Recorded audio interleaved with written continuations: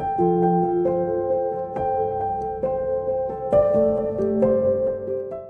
everyone, we are going to be starting our winter sowing for the first time this year. I am located in Massachusetts Zone 6A, and I figured I would give winter sowing a try this year. I started seeds indoors last year under grow lights and with heat mats, and I had a lot of success with my vegetables. Not so much with flowers, but this year I really want to focus on getting my perennial garden going, as well as a little cut flower garden going as well. So I figured, why not try winter sowing? So I am going to be using milk jugs, and then I have a razor blade to help cut it.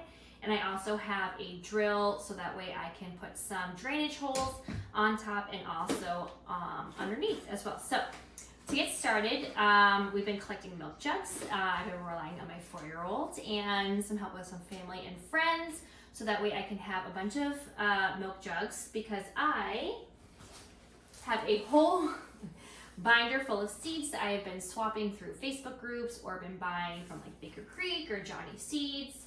So I've been going a little bit overboard because I have a lot of space to fill, especially for my perennial garden, plus around my vegetable garden, plus I really want a cut flower garden. I had a farm share for the past couple of years, and this time I'm like, nope, I'm gonna do it all on my own. So we need a lot of milk jugs. So first, I already pre-cut a bunch of them, but I saved one so that way we can do it together. I found that a razor blade did just fine, and then making the drainage holes with a drill bit and a drill was a lot easier, I would say, than using like a screw or scissors. So we are going to be giving it about 4 inches to cut around. I found that to be right where the hinge meets. So I will be going all the way around and then leaving a little bit of space right here, so that way I can open and close it. And then I'll be putting drainage holes on the bottom, and then I'm just gonna put extra on top because I can be very forgetful and I want all the moisture to come in that I can, so that way I don't forget about anything and it getting too dry.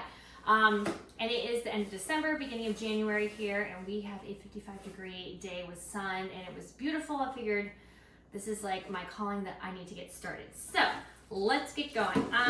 Me being a teacher, I still can't even make a straight line, so I'm gonna start right up here. And I made sure I got a brand new razor blade. And this one got a little sunk in, so let's see if I can. Oh, there we go.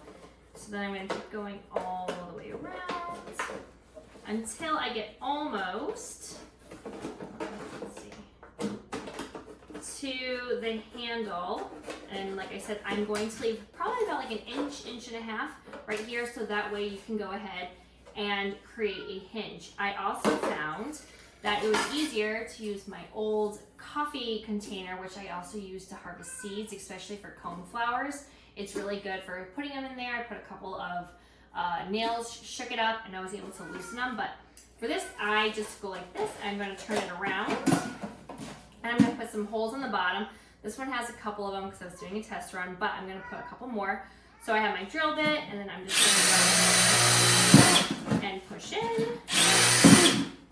Making the drainage holes, I did about 5. I did 4 on each corner and then 1 in the middle. And then for added measures, I did the same thing on the top. Once again, I would just lay it on here so that way it wasn't flimsy and going all over the place. And then just go ahead and push. And it's super, super simple. So in about, 30 seconds, you are good to go. I repeated the process about 24 times, and I'm hoping to pick up some more later because I have a lot of seeds. So again, all I needed was a milk jug. I used this as an optional as support. I had a nice sharp new razor blade and a drill bit and a drill, and we'll get started. And you can also do it with 2-liter bottles. I have a couple of those that I plan on trying to do later once I wash them out.